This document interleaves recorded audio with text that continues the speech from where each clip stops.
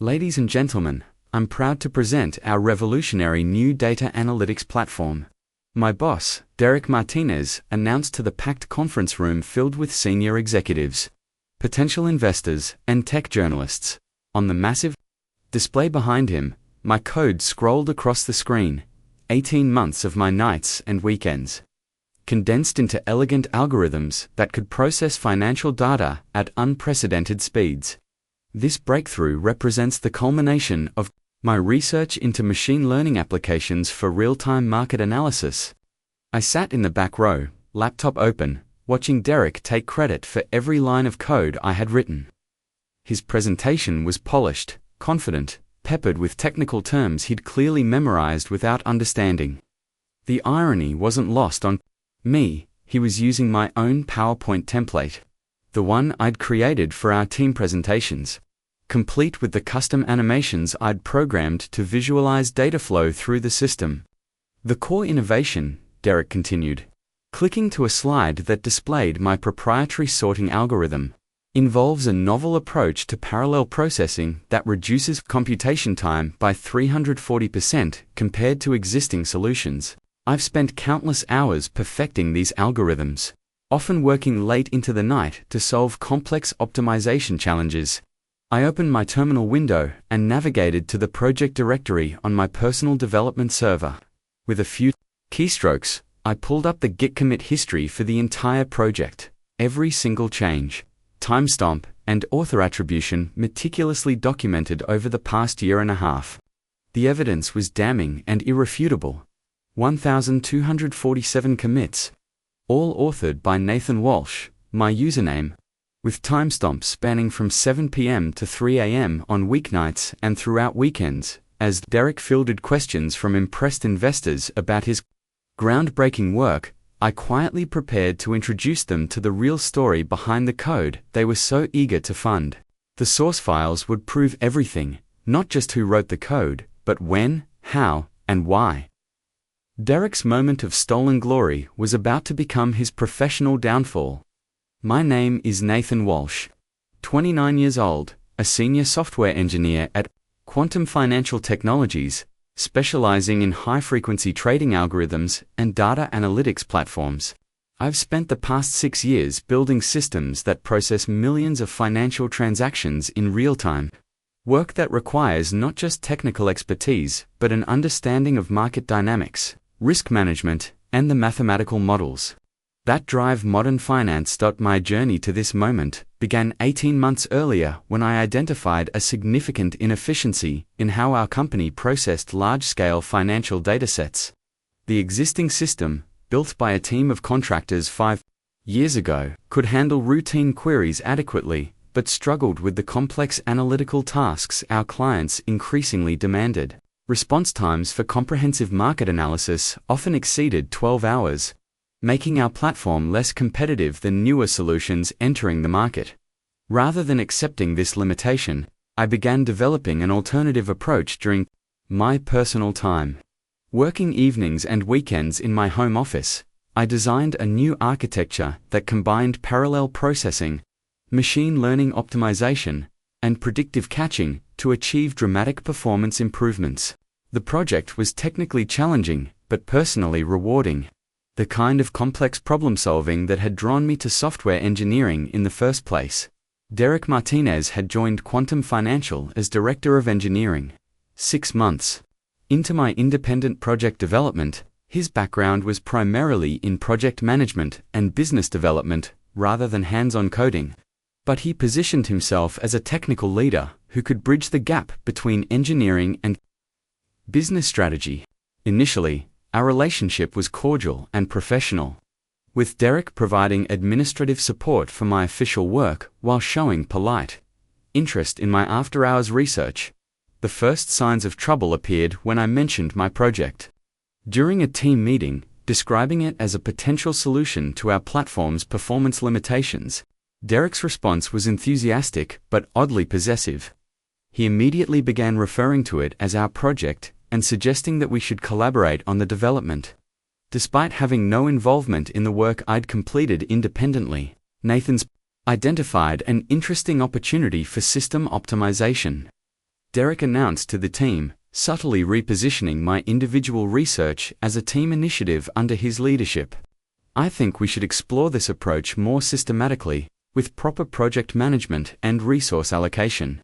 I initially welcomed Derek's support, assuming that his involvement would help secure company resources and official backing.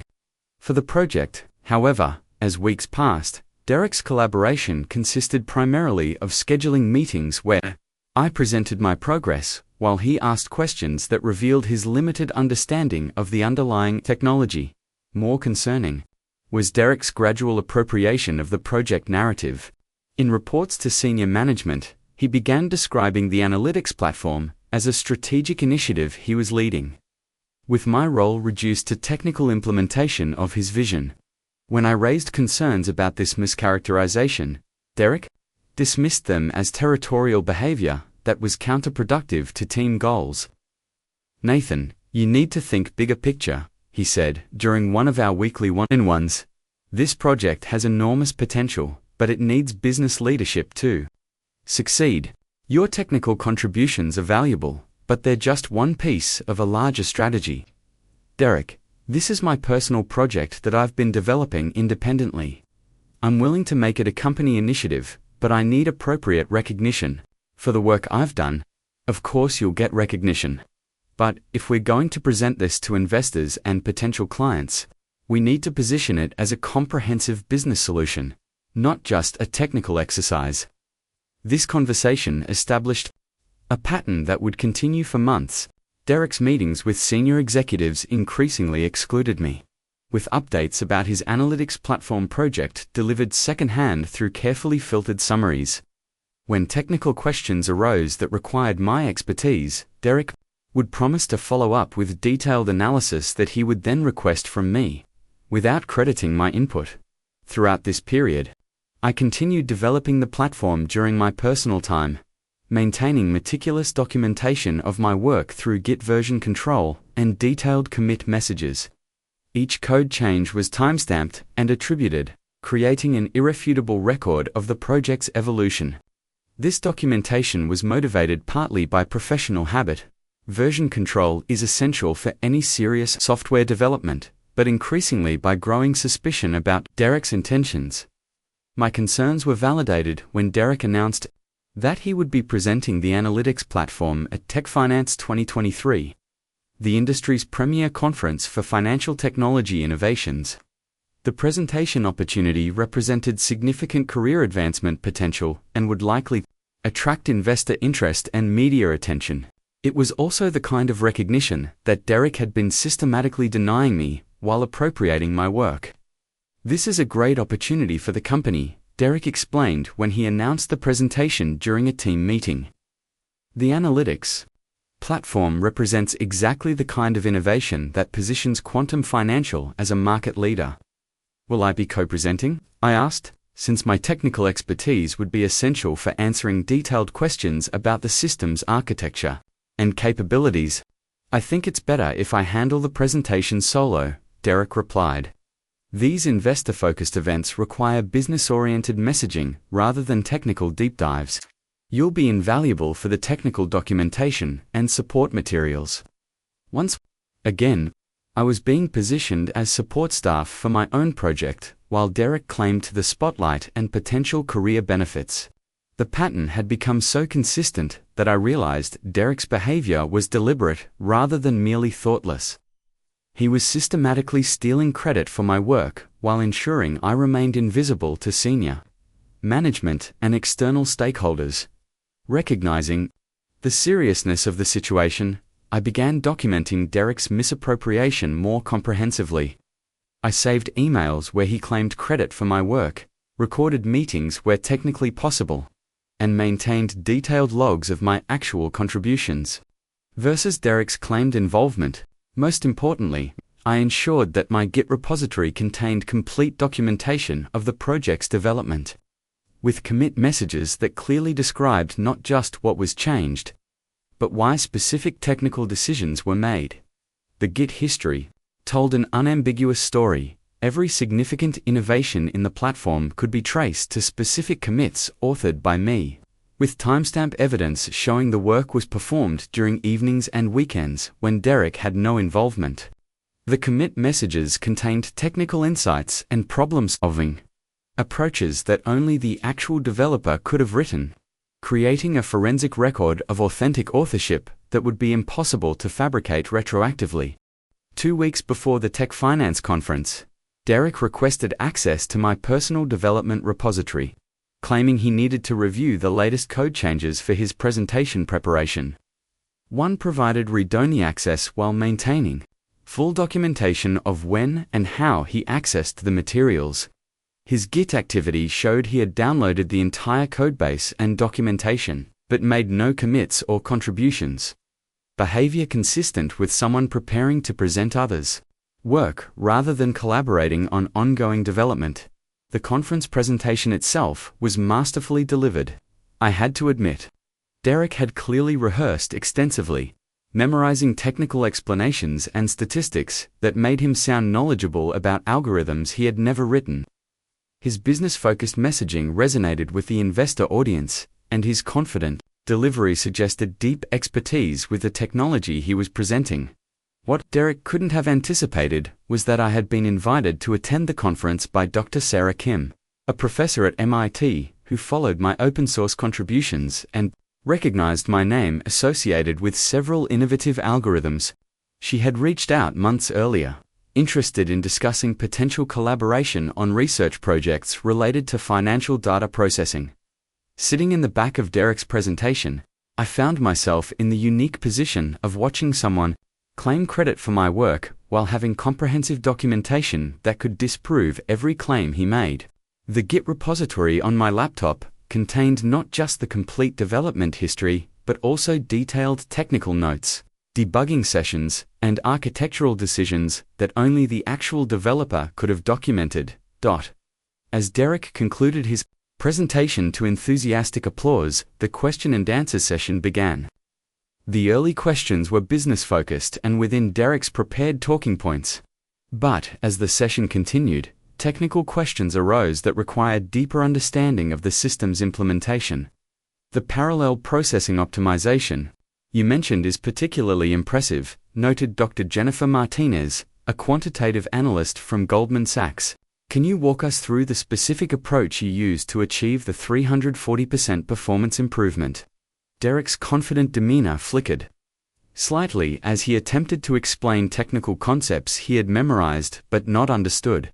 His answer was technically inaccurate in several important ways, describing implementation details that didn't match the actual code architecture. This was my moment. I stood up from my seat in the back row. "Excuse me," I said clearly, my voice carrying across the conference room. "I think there may be some confusion about the technical implementation." Derek's expression shifted from confidence to alarm as he recognized my voice. The room full of investors and journalists turned to look at the unfamiliar speaker who had interrupted the presentation. "I'm Nathan Walsh, the software engineer who actually wrote the code being presented," I continued, opening my laptop and connecting to the presentation display. "I'd like to clarify a few technical points and provide some additional context about the project's development." The next 20 minutes transformed Derek's moment of triumph into a comprehensive exposure of his deception. I displayed the Git commit history, showing 1,247 individual code contributions authored by me over 18 months, with timestamps proving the work was completed independently during evenings and weekends. Each commit message contained technical insights and problem-solving details that only the original developer could have written. I walked through key algorithmic innovations, explaining not just how they worked, but why specific approaches were chosen over alternatives, decisions documented in commit messages and technical notes that Derek had never seen until accessing my repository 2 weeks earlier. The audience of technical professionals quickly recognized the difference between someone presenting memorized talking points and someone explaining code they had personally written. Most damaging were Derek's incorrect technical explanations during the Q&A session. I systematically corrected each error, providing accurate implementation details while displaying the relevant source code that proved my corrections. The contrast between Derek's superficial understanding and my detailed technical knowledge made the actual authorship undeniable.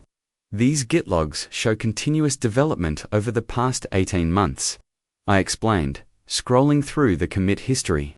Every major feature, optimization, and bug fix is documented with timestamps, technical notes, and detailed explanations of the implementation approach.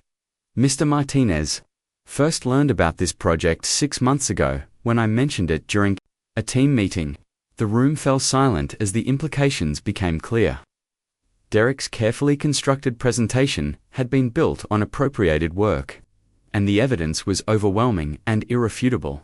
Several investors quietly closed their notebooks and began gathering their materials, recognizing that the investment opportunity they had been considering was built on false pretenses. Dr. Kim approached me after the session concluded, and Derek had left the conference in obvious distress. I suspected something wasn't right when I saw the attribution for this work, she said. Your technical approach matches the innovative thinking I've seen in your open source contributions. Would you be interested in discussing potential collaboration opportunities? The conference presentation that was supposed to advance Derek's career instead became the catalyst for ending it. Within a week, Quantum Financial's senior management had reviewed the evidence I provided and initiated an investigation into Derek's conduct. The Git repository, commit history, and technical documentation provided undeniable proof that he had systematically misappropriated my work while excluding me from recognition and career advancement opportunities. Derek was terminated for misconduct 2 weeks after the conference, with company communications citing misrepresentation of project contributions and violation of intellectual property policies. The analytics platform I had developed was officially recognized as my work, with appropriate attribution and career advancement opportunities that Derek had been blocking. More significantly, the exposure of Derek's deception opened conversations with potential employers and collaborators who had been impressed by the technical presentation, but disturbed by the ethical violations surrounding it.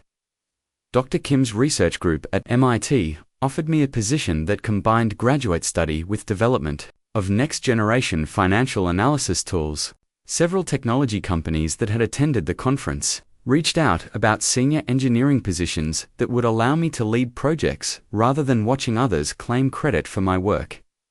6 months later, I left Quantum Financial to begin doctoral studies at MIT.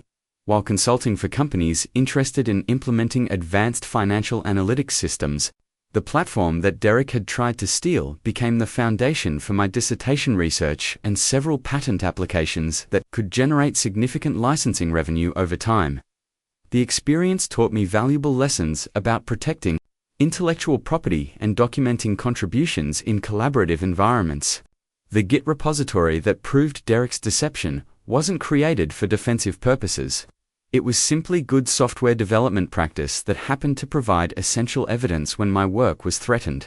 Most importantly, I learned that technical excellence combined with proper documentation creates opportunities that can't be stolen or misrepresented. Derek's attempt to appropriate my work ultimately provided the platform for demonstrating my capabilities to a broader audience of potential collaborators and employers. My boss took credit for my code, but the source files proved everything. Not just who wrote what, but when, how, and why technical decisions were made. The commit history, timestamps, and detailed technical documentation created an irrefutable record that exposed Derek's deception while establishing my credibility with people who could recognize genuine innovation. Today, as I work on cutting-edge research that combines machine learning with financial analysis, I maintain the same meticulous documentation practices that protected my work from Derek's appropriation. Every project is thoroughly documented, properly attributed, and strategically shared with colleagues who can provide recognition and opportunities based on actual contributions rather than false claims. The lesson extends beyond software development to any field where individual contributions can be difficult to distinguish from team efforts. Protecting your work isn't about paranoia or distrust, It's about ensuring that innovation and hard work receive appropriate recognition, and that career advancement is based on actual achievement rather than skilled appropriation of others' efforts. In the end, Derek's theft of my code became the catalyst for opportunities I might never have pursued if he had been honest about attribution and collaboration. Sometimes, the most significant career advancement comes not from avoiding challenges but from having the evidence and expertise to overcome them decisively when they arise.